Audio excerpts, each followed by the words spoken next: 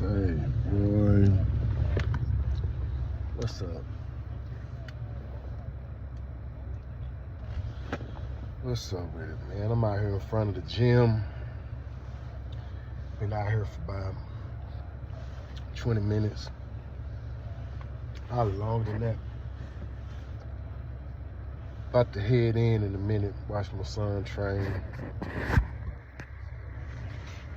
You know, see what's happening. Had a fucking migraine, boy. Talking about just putting me down on my end. I'm like, man, I'm just gonna sit out here for a little bit. I think it's gone. Oh, fucking my eyes up. Couldn't even see that shit. But man, I just want to say what's up, man. I watched some NFL this week. All but one game, and I think they playing right now, Buffalo and Kansas City. Last I heard, it was 10-10. Yeah.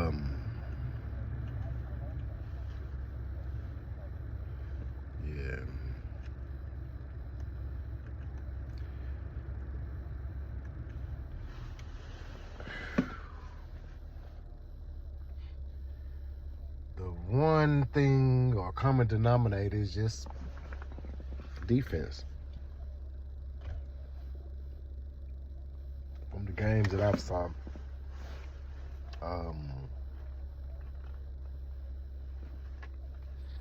I've seen quarterbacks struggle in the first half. And they're every game, from Brock Purdy to Lamar Jackson, and I'm talking about the winners. You know, if Green Bay was as aware as they were against the Cowboys and had the hands they had, they would have won that game. They missed like 3 picks, probably. One for sure would have been pick 6. I think it was like first quarter. Savage. So I'm just saying all this just to go back to what the Cowboys, our fan base likes to throw up is we win when the quarterback plays well. It's on the quarterback, whereas these other teams are winning despite the quarterback struggling. You know, yeah, Purdy won because had he not had those been turnovers, they would have likely lost that game. But it wasn't, you know. Ain't no coulda, shoulda, woulda hypotheticals or ifs. It didn't happen. I'm just saying, you know, when you look at the game unbiasedly and just calling it straight down the middle, you see what you see. Who else was it that played? So Green Bay, San Francisco, Baltimore, and Detroit, and today Detroit and the Buccaneers. And first half, defensive game. You know, something like what our game should have been, but our defense just was not trying to resist. You know, couldn't. You can't win. You can't win when you lose in the line of scrimmage. You know what I'm saying? So I just want to say that. Not boxing. I saw Rolly and Pitbull. I heard that he was saying that they fight next. I don't know if PBC came out and announced it or not. A lot of the other hypotheticals and rumors and gossip and stuff, I ain't getting into all of that. We'll say that Ryan, man, boy, that mess y'all got going on over there is a trip.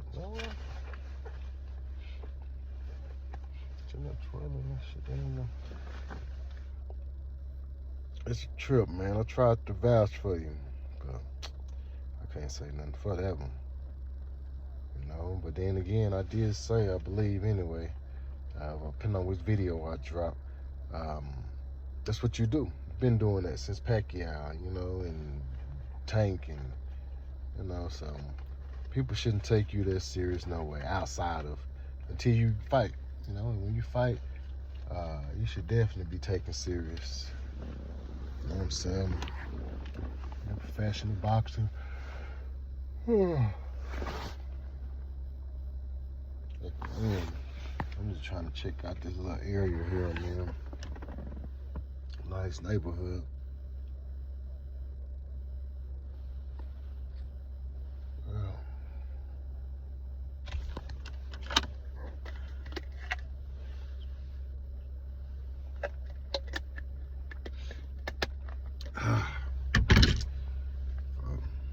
But yeah,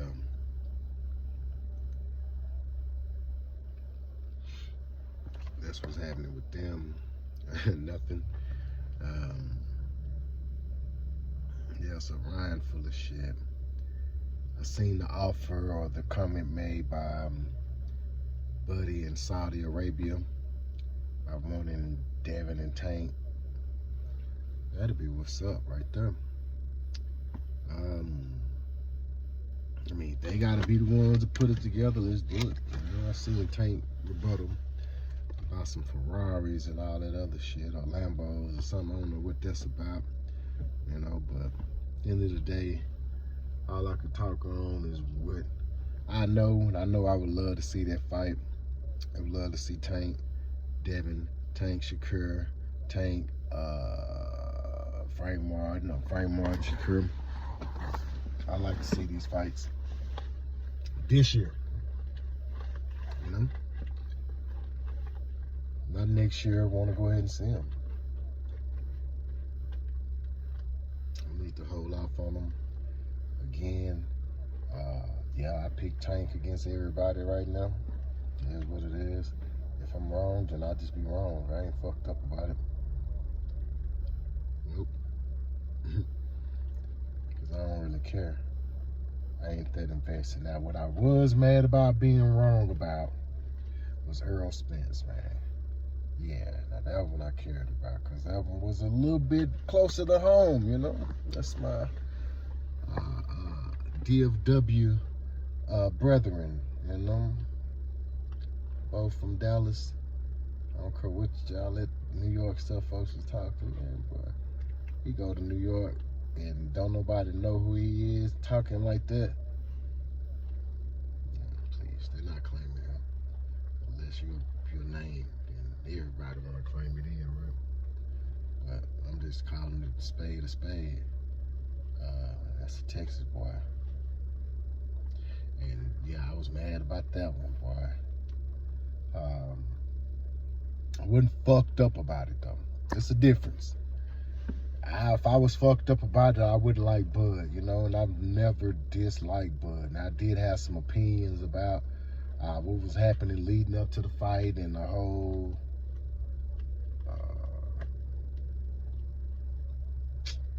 the duty for Avanesian thing, situation, how that took place, and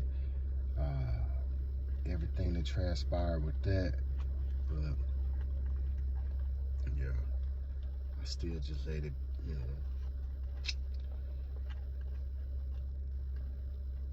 I still ain't fucked up though, you know, my Bud. Tough to dislike them, you know, when you looking at it out, especially outside of just boxing. Shit he say and his demeanor and shit. I fucks with it, you know. But I fucks with Earl more. And when it came to choose a side, I chose my side. And my side lost, but I stay on my side though. I ain't flipping. I ain't on Don King or nothing like that. You know what I'm saying?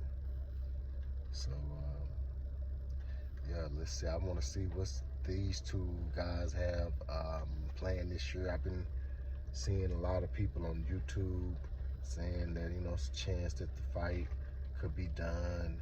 And, you know, and I don't know. Who knows, man? If that's a fight Earl wants, then I would love to see him have it. You know?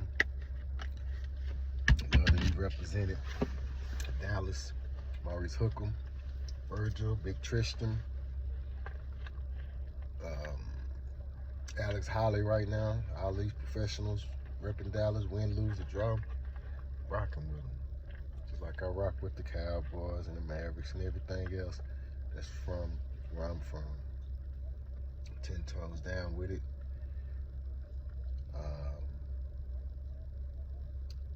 So yeah, I look forward to seeing what they have planned for this year.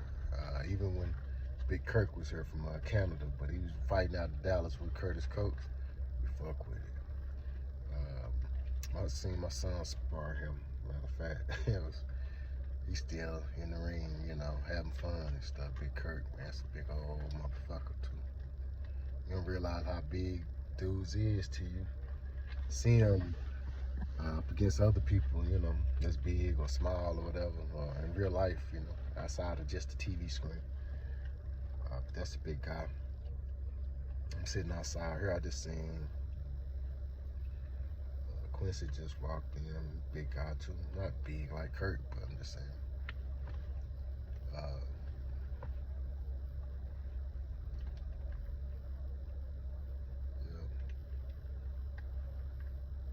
All these guys here representing Dallas, representing the city.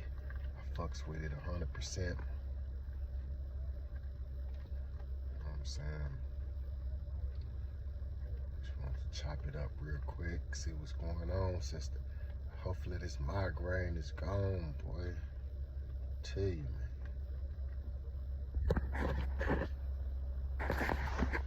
man. That was hurting. My head, yeah, it was hurting. That's for certain. See, a headache, motherfucker, is a burden. I'm the first motherfucker on the block for that number. I just want to remix the first part. Shout out to Winnie D.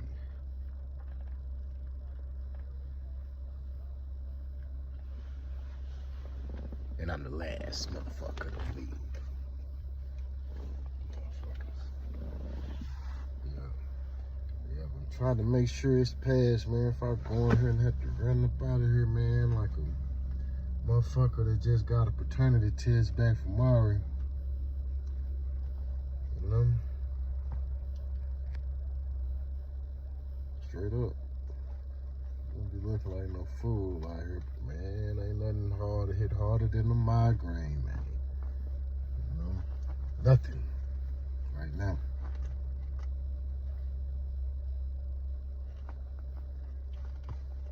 Yeah. But yeah, man, like I was saying, though, shout out to Earl Spence, man. You know what I'm saying?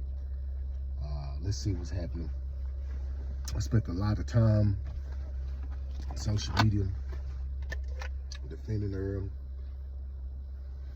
I remember when Earl went pro, Calvin Watkins, the Dallas Morning News, just do write-up articles like on Fridays. I used to always get the newspaper.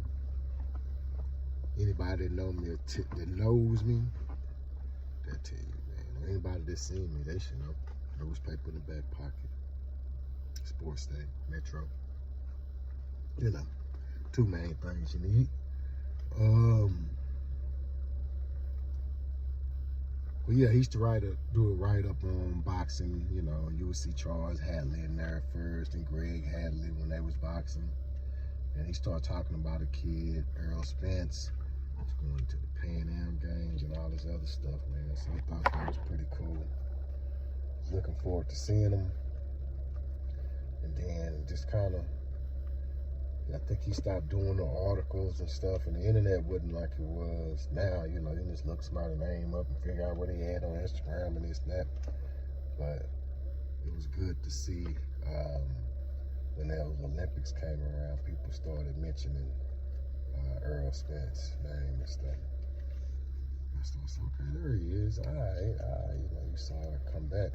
It was kind of like, almost like, because I didn't see Andre Ward until the Olympics, or like right before I started hearing about him.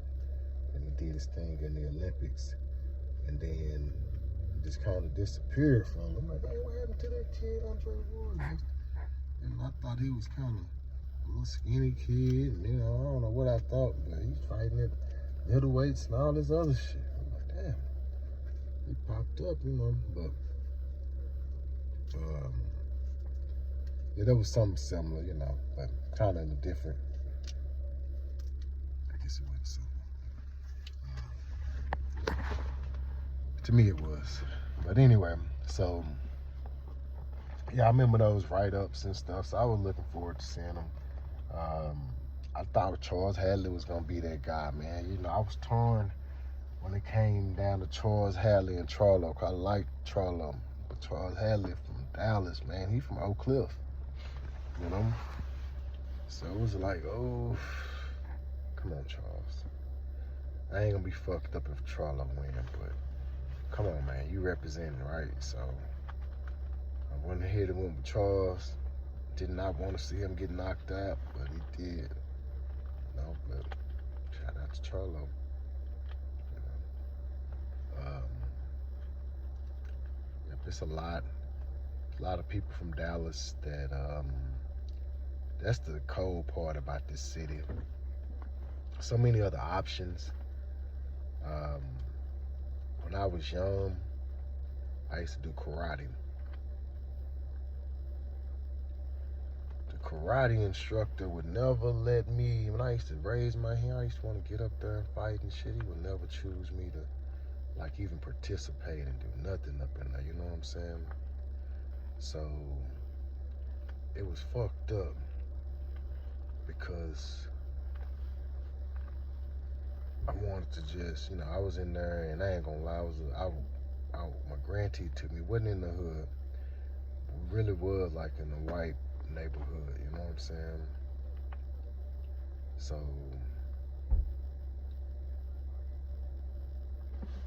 you know, that's just what that was. My bad, folks, getting in and out all around me.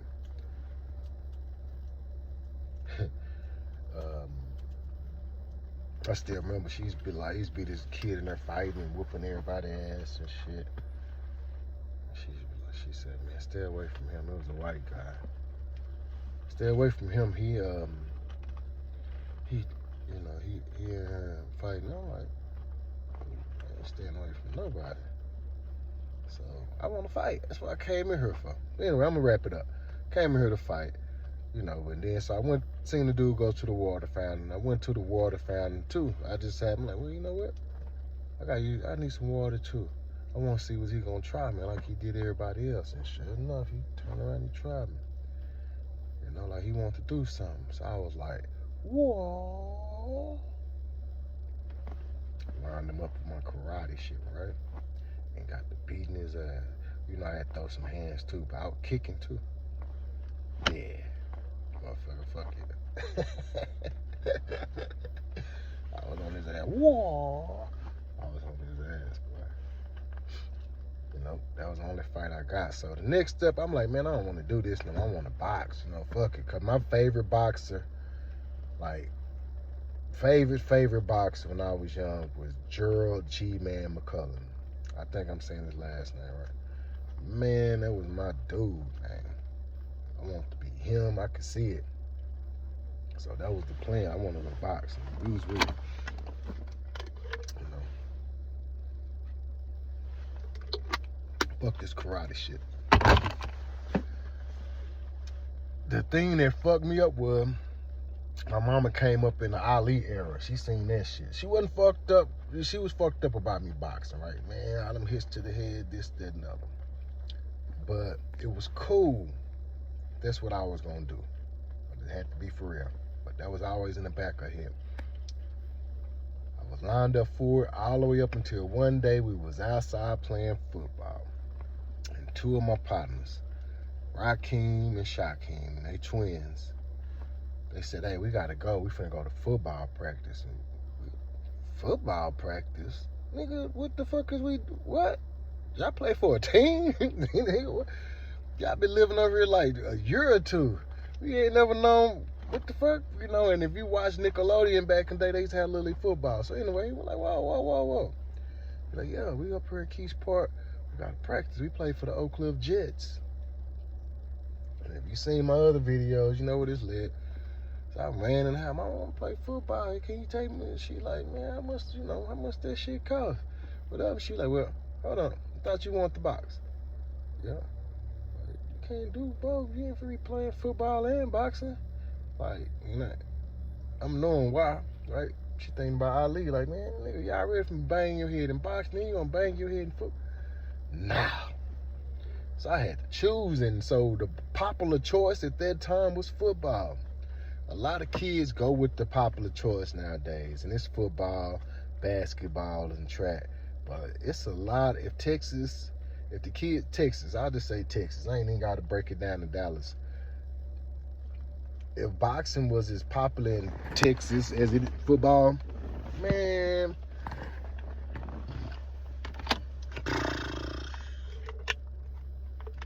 we'll have them out there too. But that's the problem, kids. It's other more popular sports. You know, my son played football before he boxed. He always wanted to box, and I just didn't know the avenues and lanes to go down to find, and I thought it was tougher than what it was. But I held him back because I knew football. Even my oldest daughter, before she passed, she wanted to box. And I remember riding around, going to different places, trying to find something, you know, for her to do. It just nothing really hit, right? So, but anyway, yeah, so we hold our kid. I help because I know football. So I want to be able to train you on whatever it is that you do. I can't train him in boxing. I mean, I could, but if I was to do it, we would have to start this off together at an earlier age. He didn't really start boxing like for real, probably till he was like 17. Not saying he never put on any gloves. Not saying that he never, you know, but for real, 17. I mean, he been putting on gloves since a child. I made sure that all my kids knew how to throw them hands. I bought them a punching bag. I set it up, boxing. And yeah, they used to have to go rounds with the bag. But even after that, it been other places where he trained or was there, but he wasn't really in it like that. It wasn't him. It was where he was at, and me working couldn't really get him to where he needed to. Couldn't really focus on that. But I thought it was I was looking for what was convenient. Let me say that because I don't want to leave it off at that. So the place we signed up with was online because I couldn't get him where he needed to go. This was before COVID and everything shut down. So, you know, I'm going in to work every day. I can't take him. His mama got to go in to work every day, you know. We find times in between. One of them times we hit Vivero and nobody really was around, so we like, all right, that ain't it. Let's go somewhere else. And that ended up being where we ended up landing, and really where he ended up landing and actually being able to take things serious and get some training. Shout out to my boy Thomas Lowe and my boy Jesse Order, also my high school teammate in football and classmate. Well, we didn't come out in the same class, but we was in school together. Yeah, you're under me. But shout out to Jesse Order. Professionally went to the pros, won some golden gloves and some else, you know, other tournaments as an amateur. So just want to shout out them because that's another Dallas boxer. You know, had circumstances been different, it could have been great. In my eyes, I saw it, you know, I felt like with his size, he probably should have been at a lower weight class, but, you know, he had to do what he had to do, you know, make a living at that time, you know, and probably has made some bad decisions, but definitely somebody that's respected by me and other boxers in Dallas, and that's all that matters. I'm definitely sure he's respected by dudes he fought against in the pros, win or lose. But yeah, this city and this state, it's a football town. Basketball came in and kind of made its way heavy once AAU started getting heavy here. One point wasn't the AAU in Texas. And once that came, Start seeing people going, and for long, our centers in high school used to be 6'5", especially at the hood school. After that, shit, probably about 2002, you start seeing 6'8", 6'9" motherfuckers, 6'10". Like, what the fuck? Where these motherfuckers come from? Like, about 2001. But yeah, that shit hit hard, dog. Like, a lot of dudes, 6'4", was playing the post, was fucking off their career, knowing you, especially if they ain't getting no taller. 6'4" posts, you know. You know, you might be killing it out there because nobody else out there is taller than that. But yeah, that post game, that 6'4" ain't gonna. Too many people gonna make it out of that in college. But yeah, that's crazy how the world changed, how Dallas changed around all like that. People start getting taller. Start getting people coming in from different places, different states. So yeah, different countries. What was that? Anthony Randolph came. I think his daddy was like in the army. He was in Germany before he came to Dallas or something like that, somewhere. He was at Pinkston.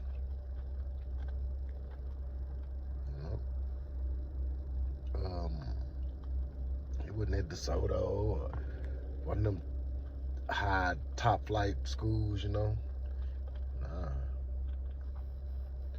So yeah, but again, if the focus was on boxing, at one point, boxing was pretty big in Dallas. I mean, the Golden Glove was a big deal.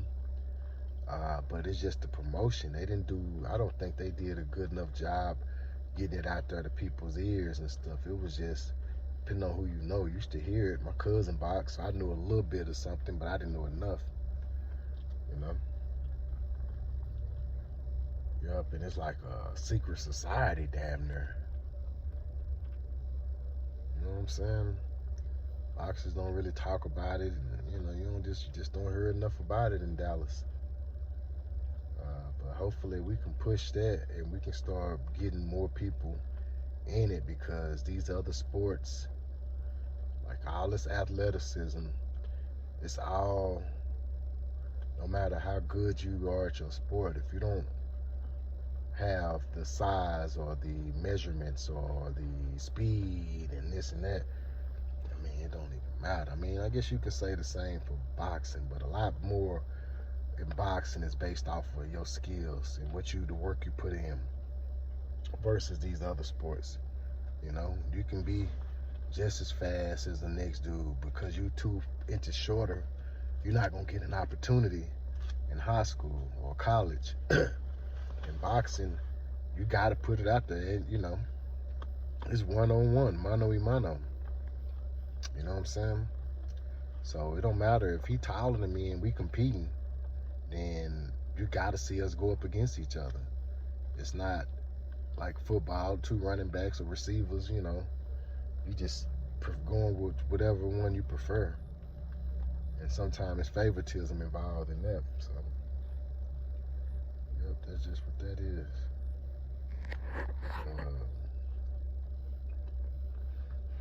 Yeah, that's crazy.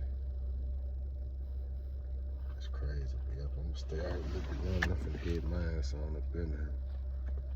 I think I'm good to go. Good to go, man. If y'all, somebody see this video, don't talk about me bad. I'm just rambling on. But still trying to get somewhere. Bitch.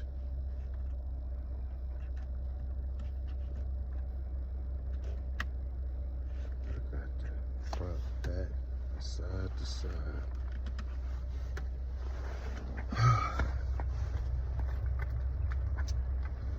Yes, yes.